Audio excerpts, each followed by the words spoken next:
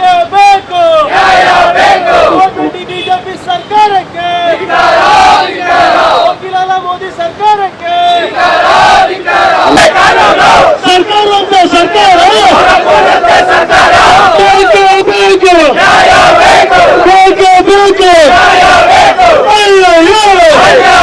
ದಿಢೀರನೆ ಕೇಂದ್ರ ಸರ್ಕಾರ 993 ರೂಪಾಯಿ ಕಮರ್ಷಿಯಲ್ ಅನಿಲ ದರವನ್ನು ಏರಿಸಿದೆ.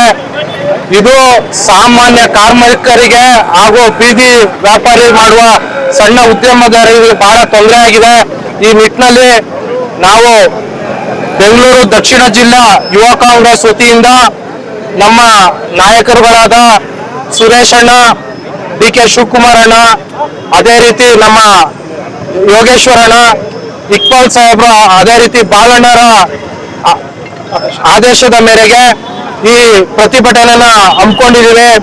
ಈ ದಿವಸ ಏನು ಕೇಂದ್ರ ಸರ್ಕಾರ ಸಾಮಾನ್ಯ ಬಡವರಿಗೆ ಬಹಳ ಅನ್ಯಾಯ ಮಾಡ್ತಾ ಇದೆ. ಏನು ಏಕಾಏಕಿ 993 ರೂಪಾಯಿ ಅಂದ್ರೆ ಏನು ತಮಾಷೆ ಅಲ್ಲ. ಒಂದು ಟೀ ಬೆಲೆ ಜಾಸ್ತಿ ಆಗಿದೆ. ಇವತ್ತು ಎಷ್ಟೋ ಜನ ಕಾರ್ಮಿಕರು ಇಲ್ಲಿಂದ ಬೆಂಗಳೂರಿಗೆ ದುಡಿಯಲು ಹೋಗ್ತಾರೆ. ಅವರು ಪ್ರತಿದಿನ ಹೋಟ್ಲನ್ನ ಅವಲಂಬಿಸಿರ್ತಾರೆ. ಇವತ್ತು ಎಲ್ಲ ತಿಂಡಿ ಬೆಲೆ ಎಲ್ಲ ಜಾಸ್ತಿ ಆಗಿದೆ. ಈ ಕೇಂದ್ರ ಸರ್ಕಾರ ಇವತ್ತು ಸಾಮಾನ್ಯ ಜನರ ರಕ್ತ ಇರ್ತಾ ಇದೆ. ಅವ್ರಿಗೇನಾರ ನೈತಿಕತೆ ಇದ್ದಿದ್ರೆ ಪಂಚರಾಜ್ಯ ಚುನಾವಣೆ ಮುಂಚೆನೆ ಈ ಅನಿಲ ದರನ ಏರಿಸಬೇಕಾಗಿತ್ತು. ಅವ್ರು ಮಾಡ್ಲಿಲ್ಲ. ಚುನಾವಣೆ ಮುಗ್ದಿ ಮಾರನೆಗೆನೆ ಇವತ್ತು 993 ರೂಪಾಯಿ ಹೆಚ್ಚಳ ಮಾಡಿದ್ದಾರೆ. ಅವಾಗಲೇ ಏನಾರ ಮಾಡಿದಿದ್ರೆ ಇವತ್ತೇನು ಪಶ್ಚಿಮ ಬಂಗಾಳ ಮತ್ತೆ ಅಸ್ಸಾಮಲ್ಲಿ ಬಂದಿದೆ, ಯಾವುದೇ ಕಾರಣಕ್ಕೂ ಬಿಜೆಪಿ ಅಧಿಕಾರಕ್ಕೆ ಬರ್ತಾ ಇರಲಿಲ್ಲ. 993 ರೂಪಾಯಿನ ಏಕಾಏಕಿ ಸಿಲಿಂಡರ್ನ ಜಾಸ್ತಿ ಮಾಡ್ತು ಅಂತಂದ್ರೆ ನಾವೆಲ್ಲ ನಮ್ಮ ಭಾರತ ದೇಶ ಏನಿದೆ ಎಲ್ಲ ಮಧ್ಯಮ ವರ್ಗದ ಜನಸಾಮಾನ್ಯರು ಇರುವಂತದ್ದು, ಎಲ್ರು ಕೂಡ ಬಡವರೇ ಇರುವಂತದ್ದು, ಬೀದಿ ವ್ಯಾಪಾರಿಗಳೇ ಇರುವಂತದ್ದು, ಯಾರು ಕೂಡ ಶ್ರೀಮಂತರು ಕೂಡ ಇಲ್ಲ. ಅಲ್ಲಿ ಶ್ರೀಮಂತರಿಗೆ ಇದು ಯಾವುದೇ ತರದಲ್ಲಿ ಹೊರೆ ಆಗೋದಿಲ್ಲ. ನಮ್ಮಂತ ಸಾಮಾನ್ಯ ವರ್ಗದವ್ರಿಗೆ ತುಂಬಾನೇ ಏಕಾಏಕಿ ಈ ತರ ಪೆಟ್ಟು ಬೀಳುವಂತದ್ದು. ಇದರಿಂದ ಹೆಂಗೆ ಅಂತಂದ್ರೆ ಎಲ್ಲಾರು ಕೂಡ ಕೆಲಸಗಾರರೇ ಆಗಿದ್ದಾರೆ.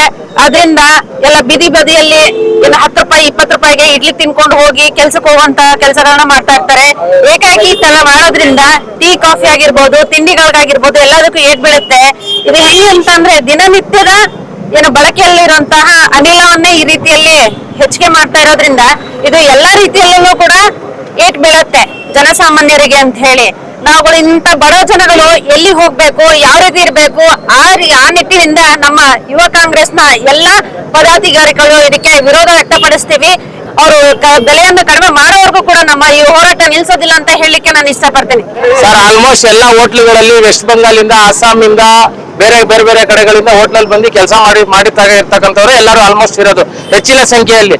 ಇವತ್ತೇನಾದ್ರೂ ಪಂಚರಾಜ್ಯ ಚುನಾವಣೆಗಿಂತ ಮುಂಚಿತವಾಗಿ ಏನಾದ್ರು ಬೆಲೆಯನ್ನ ಜಾಸ್ತಿ ಮಾಡಿದಿದ್ರೆ 40% ಹೆಚ್ಚಿನ ಜನ ಆ ಕಡೆಯಿಂದ ಬಂದು ಈ ಕಡೆ ಕೆಲಸ ಮಾಡ್ತಿರಕ್ಕಂಥವ್ರು ಇರೋದು.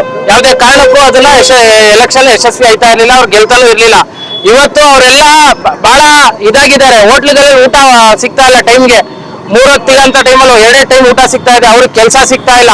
ಮೊದಲೇ ನಿರುದ್ಯೋಗದಲ್ಲಿ ಅವರ ಹುಡುಗರುಗಳು ಅಂತದ್ರಲ್ಲಿ ಗ್ಯಾಸ್ ಸಿಲಿಂಡರ್ ಬೆಲೆಯನ್ನ ಜಾಸ್ತಿ ಮಾಡಿ ಈ ಕೆಲಸವನ್ನ ಮಾಡಿದ್ದಾರೆ.